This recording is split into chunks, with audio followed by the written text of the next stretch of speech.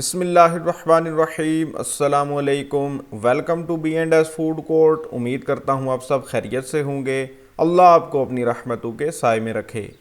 آج میں آپ کے لیے چکن کی ایسی مزیدار سی ریسیپی لے کر آیا ہوں جو ٹیسٹ میں لاجواب ہونے کے ساتھ ساتھ بہت ہیلدی بھی ہے۔ اس ریسیپی میں نہ تو ہوگا پیاز ٹماٹر گلانے کا جھنجھٹ اور نہ ہی ہوگی گریوی کی پریشانی۔ اس آسان سی ریسیپی کی ویڈیو اینڈ تک ضرور دیکھیے گا۔ چینل کو کر لیجئے سبسکرائب۔ تو چلیے سٹارٹ کرتے ہیں۔ بسم اللہ الرحمن الرحیم۔ 750 گرام چکن کے لیگ پیسز لیں گے جن کو اس طرح سے کٹس لگا لینے ہیں۔ آپ لیگ پیسز کی جگہ چیسٹ یا تھائی بھی لے سکتے ہیں۔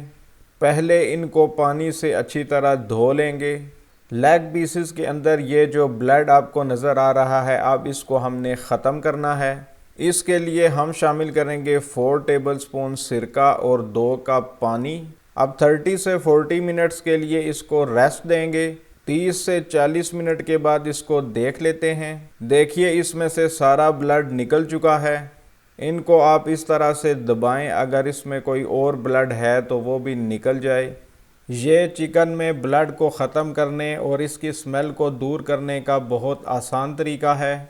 چکن الحمدللہ صاف ہو چکی ہے۔ اب اس پانی کو گرا کر اس کو نارمل پانی کے ساتھ دھو لیں گے۔ ہم نے چکن کو اچھے سے واش کر لیا ہے۔ اس میں ایڈ کریں گے ادرک، لہسن اور ہری مرچ کا پیسٹ۔ یہ 4 جوے لہسن، 1 انچ ٹکڑا ادرک اور 1 ہری مرچ ہے۔ پھر ایڈ کر لیں گے ½ ٹی اسپون نمک، 1/4 ٹی اسپون ہلدی پاؤڈر، 1 عدد لیموں کا رس، یہ تقریباً ½ ٹیبل سپون بنتا ہے۔ اس کو اچھے سے مکس کر لیں گے۔ لیموں میں جو ایسڈ ہوتا ہے وہ چکن کے پروٹین کو ٹینڈر کر دے گا۔ اس سے نہ صرف چکن ایزیلی کوک ہوگا بلکہ جوسی بھی ہوگا۔ مکس کر لینے کے بعد اس کو کم از کم 2 گھنٹے کے لیے ہم ریسٹ دیں گے۔ اگر اوور نائٹ ریسٹ دے دیں تو چکن اور زیادہ سافٹ اور فلیورفل ہو جائے گا۔ اب چلتے ہیں اگلے سٹیپ کی طرف۔ بڑے باؤل میں لیں گے 2 ٹیبل سپون آئل۔ اکثر اس میں آئل کو فلی گرم کر کے یوز کیا جاتا ہے، آپ وہ بھی استعمال کر سکتے ہیں لیکن میں نے ٹھنڈا ہی استعمال کیا ہے۔ اس میں ایڈ کریں گے 1 ٹیبل سپون کشمیری لال مرچ، 1 ٹی اسپون لال مرچ، ½ ٹی اسپون نمک کیونکہ نمک ہم پہلے بھی ڈال چکے ہیں، ½ ٹی اسپون کالا نمک، 1/4 ٹی اسپون ہلدی، 1 ٹی اسپون کٹا ہوا خشک دھنیا، 1 ٹی اسپون کٹا ہوا زیرہ، 1 ٹی اسپون کسوری میتھی جس کو میں نے گرائنڈ کر کے اس چھوٹے سٹینر سے چھان لیا تھا۔ شامل کریں گے ½ ٹی اسپون پسا ہوا گرم مسالہ، ½ ٹی اسپون کٹی ہوئی کالی مرچ، 1/4 ٹی اسپون سے تھوڑا کم یلو فوڈ کلر، 3/4 کپ دہی کو ململ کے کپڑے میں باندھ کر آدھے گھنٹے کے لیے لٹکا دیں گے۔ اس سے دہی کا ایکسٹرا پانی ڈرین ہو جائے گا اور پیچھے جو دہی بچے گا اس طرح سے ایک باؤل میں نکال لیں گے۔ اسے ہنگ کرڈ بھی بولا جاتا ہے۔ اس کو اب شامل کر دیں گے اور اچھے سے مکس کر لیں گے۔ ہنگ کرڈ الگ بھی مل جاتا ہے، اگر وہ آپ کے پاس ہے تو دہی کے ساتھ یہ سب کرنے کی ضرورت نہیں ہے، آپ ڈائریکٹ ہی 4 ٹیبل سپون ہنگ کرڈ کے یوز کر لیں۔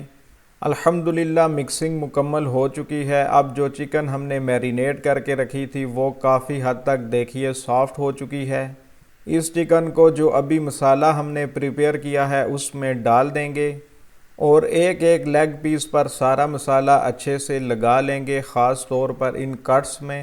دراصل اس ریسیپی میں ہم نے چکن کو 2 دفعہ میرینیٹ کرنا ہوتا ہے۔ سارے لیگ پیسز کے ساتھ دیکھیے مسالہ لگ چکا ہے۔ اب اس میں 1 عدد بڑے لیموں کا رس ڈال دیں گے، اچھے سے مکس کریں گے اور اس کو 2 گھنٹے کے لیے ریسٹ دیں گے کیونکہ جو بھی تندوری چکن کی ریسیپی ہوگی وہ 2 دفعہ میرینیٹ ضرور ہوگی۔ 2 گھنٹے کے بعد اس کو پکا لیتے ہیں۔ ایک پین یا گرل پین لیں گے اور اس میں ایڈ کریں گے 3 ٹیبل سپون آئل اور 3 عدد سبز الائچیاں۔